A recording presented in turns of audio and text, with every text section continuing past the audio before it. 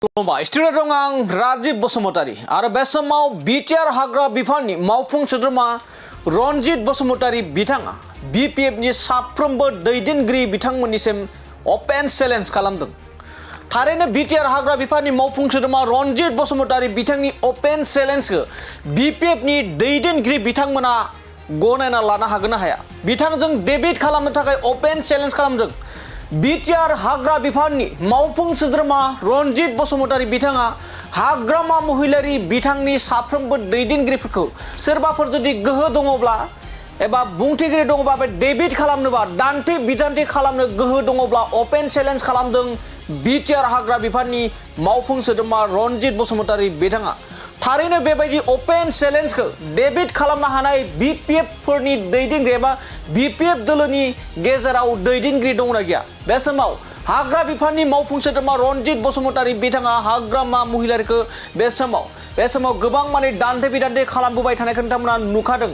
फिन आरोबाव बे समाव बिटिआर गोजोन गोरोबथानि सानावनो बिटिआर हाग्रा बिफाननि मावफुं सोद्रोमा रनजित बसुमतारी बिथाङा हाग्रामा महिलारि बिथांमोननि दैदेननाय बिपिएफ दोलोनि सोरबाफोर जुदि डेबिट खालामनो हानाय अपेन चेलेन्जआव डेबिट खालामनो हानाय सोरबाफोर दङब्ला आंजों फै होननानै अपेन चेलेन्ज खालामदों बिटिआर हाग्रा बिफाननि मावफुं सोद्रोमा रनजित बसुमतारी बिथाङा। आरो बे समाव बिपिएफनि गाहाय हाग्रामा महिलारि बिथांखौ माखासे मानि बाथ्रा बुंदों, जेराव मूर्ख सोदोबजों बाथ्रा बुंदों बिटिआर हाग्रा बिफाननि मावफुं सोद्रोमा रनजित बसुमतारी बिथाङा।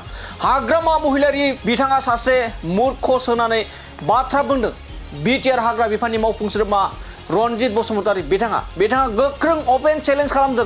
जुदि बिपिएफनि सोरबाफोर बेफोरबायदि दैदेनगिरि दङब्ला आंजों डेबिट खालामनो फै होननानै अपेन चेलेन्ज खालामदों। थारैनो बेबायदि बिपिएफ दोलोनि गेजेराव अपेन चेलेन्ज डेबिट खालामनो हानाय दैदेनगिरि दंना गैया बेखौ फैबाय थानाय समावसो मिथिसिगोन। दानिया फैदो बिदिब्ला बिपिएफ दोलोनि दैदेनगिरिफोरनि गेजेराव माबायदि अपेन चेलेन्ज डेबिट खालामनो थाखाय अपेन चेलेन्ज खालामदों बिटिआर हाग्रा बिफाननि मावफुं सोद्रोमा रनजित बसुमतारी बिथांनिफ्राय जों आबुङै मिथिना लानि। आं नोंथांमोननि चेनेलफोरजों बिथांमोननि सोरबा हाग्रामायाथ' जाम्बासो बियो, एखेबारे महामुर्ख हाग्रामाया। बिथांनि intellectual top must BPF intellectual दङब्ला नोंथांमोननि चेनेलाव बेखौ डिबेट खालामनो थाखाय आं दिनै खावलायदों।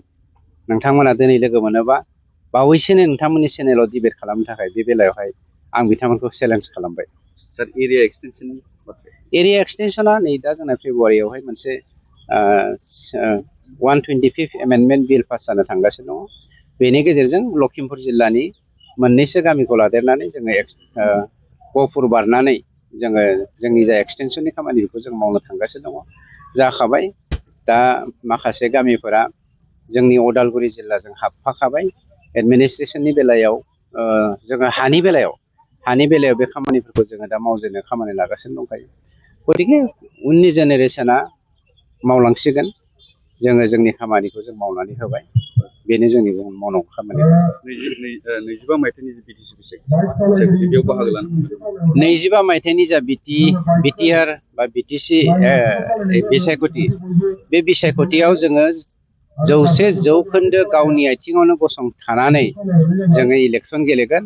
आरो जोङो जुदिहे अबंलावरियाव मोनोब्ला 60टा समस्ति जायोब्लाबो जोङो 35टा 40टा सिट देरहानानै जोङो गावनो हारसिंनो इउपिपिएल गोजायैनो